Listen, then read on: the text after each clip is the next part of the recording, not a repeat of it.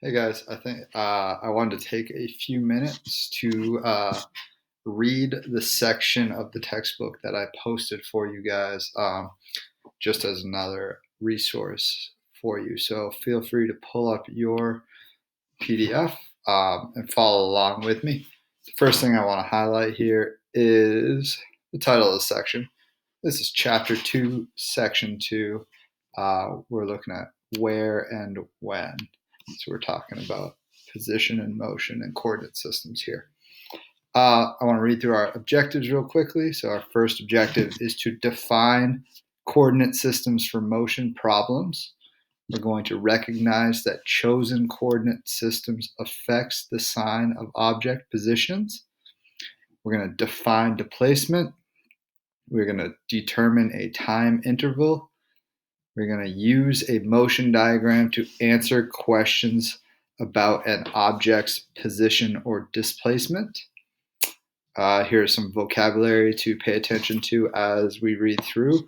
Also, in your daily work, you do have to match these vocabulary words to their definition. So really pay attention to these. We have coordinate system, origin, position, distance, magnitude, vectors, scalars, resultant, time interval, and displacement.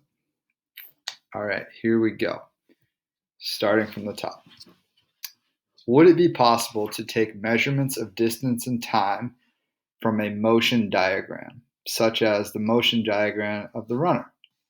Before taking the photograph, you could place a meter stick or a measuring tape on the ground along the path of the runner.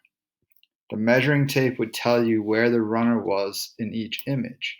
A stopwatch or clock within the view of the camera would tell the time. But where should you place the end of the measuring tape? When should you start the stopwatch? Coordinate systems. When you decide where to place the measuring tape and when to start the stopwatch, you are defining a coordinate system, which tells you the location of the 0 point of the variable you are studying and the direction in which the values of the variables increase. The origin is the point at which both variables have the 0 value.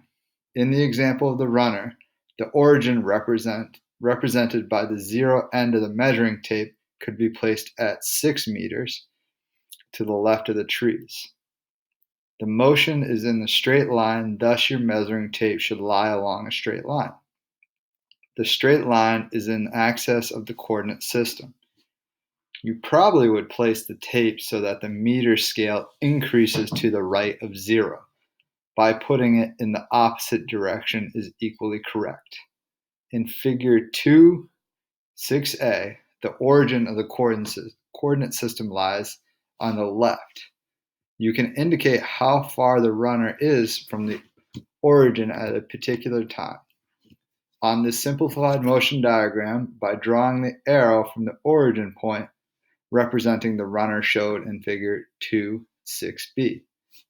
This arrow represents the runner's position, the separation between an object and the origin. The length of the arrow indicates how far the object is from the origin, or the object's distance from the origin. The arrow points from the origin to the location of a moving object at a particular time.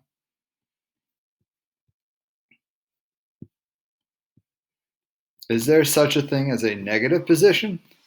Suppose you chose the coordinate system just described, placing the origin 4 meters left of the tree with the d-axis extending in a positive direction to the right.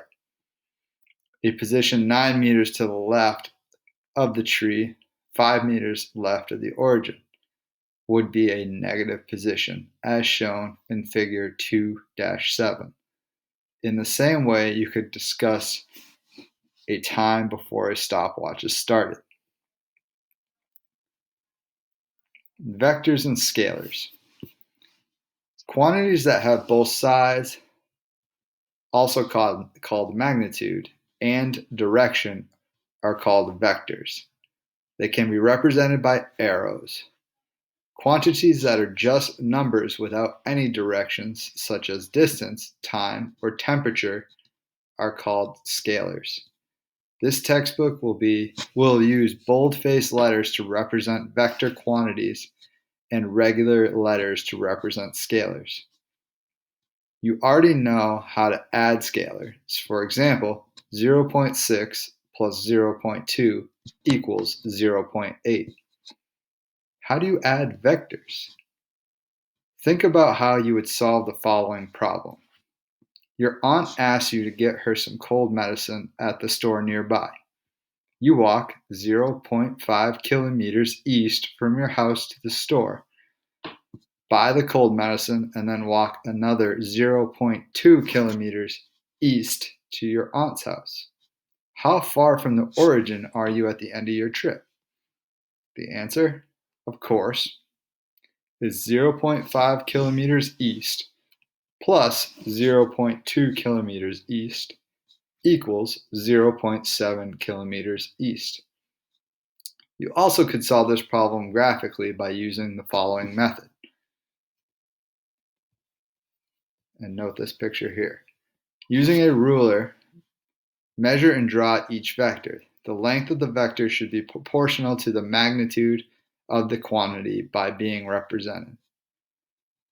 So, you must decide on a scale for your drawing. For example, you might let 1 centimeter on a piece of paper represent 0.1 kilometers. The important thing is to choose a scale that produces a diagram of reasonable size with a vector that is about 5 to 10 centimeters long. The vectors representing the two segments that made up your trip to your aunt's house are shown in figure 2-8. Drawn to scale of 1 centimeter, which represents 0.1 kilometers. The vector that represents the total of these two is shown here with a dotted line that is 7 centimeters long. According to the established scale, you were 0.7 kilometers from the origin at the end of your trip. The vector that represents the sum of the other two vectors is called the resultant.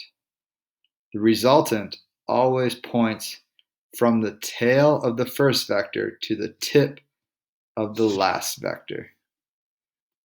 And that's the picture they drew here. You started here, you walked the original 5, and notice the vector ends.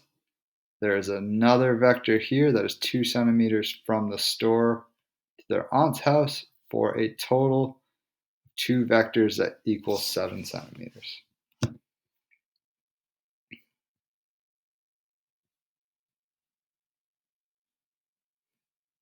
All right. Time intervals and displacement.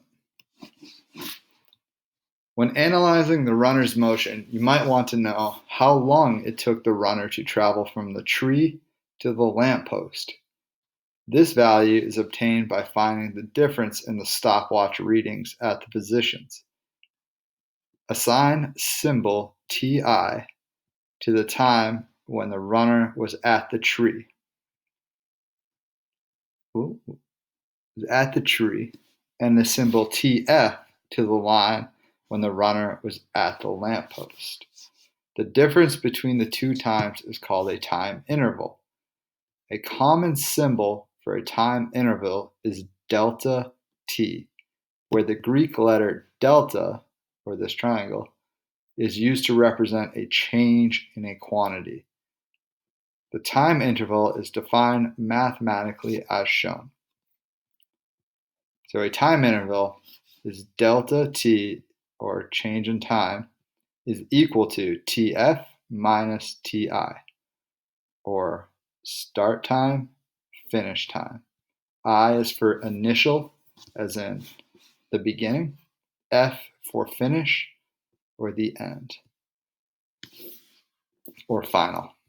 The time interval is equal to the final time minus the initial time.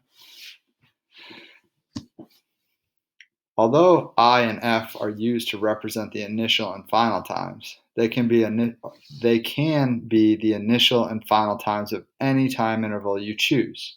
In the example, the runner, the time it takes for him to go from the tree to the lamp post is TF minus TI equals 5.0 seconds minus 1.0 seconds, which equals 4 seconds. So if you think about it, I'm going to highlight this here. 5 seconds was the final time. 1 second was the initial time. When you subtracted these two, you got delta t, which is 4 seconds. How did the runner's position change when he ran from the tree to the lamp post as shown in figure 2.9? The symbol D may be used to represent position.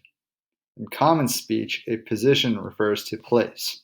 But in physics, a position is a vector with the tail at the origin of the coordinate system and its tip at the place. So, figure 2.9 shows delta D, an arrow drawn from the runner's position at the tree to his position at the lamppost. This vector represents his change in position or displacement. During the time interval of Ti and Tf, the length of the arrow represents the distance the runner has moved, while the direction of the arrow points indicate the direction of the displacement. Displacement is mathematically defined as delta D equals dF minus di. Once again, displacement is equal to the final position minus the initial position. Again, the initial and final positions are beginning and end of any interval you choose. Also, while position can be considered a vector, it is common practice when doing calculations to drop the boldface and use the signs and magnitudes. This is because the position usually is measured from the origin, and direction typically is included with the position indication.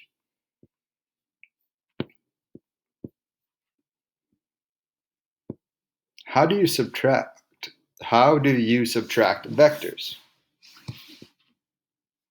Reverse the subtracted vector and add this because A minus B equals A plus negative B.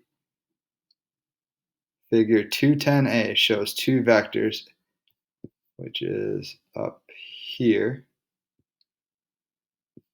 I will include these in the resources. So figure 210A shows two vectors, A 4 centimeters long, pointing east, and B 1 centimeter long, also pointing east. Figure 210B shows negative B, which is 1 centimeter long, pointing west. Figure 2-10B shows the resultant of A and negative B. It is 3 centimeters pointing east. To determine the length and direction of the displacement vector, delta D equals dF minus di. Draw minus di, which is di reversed, then draw dF and copy di with the placements. Okay, I'm going to pause right here and stop. All this fun language here is very confusing. Just a heads up, I will be going over this in class, so that's why it's very important to come to class on Tuesday and Thursday. We're going to talk about displacement. We're going to talk about vectors, scalars, time intervals, and how to do all this math. This textbook is, to be honest, it's getting very wordy. In class, I will be able to break this down to a much more manageable and understandable chunk of information. All right.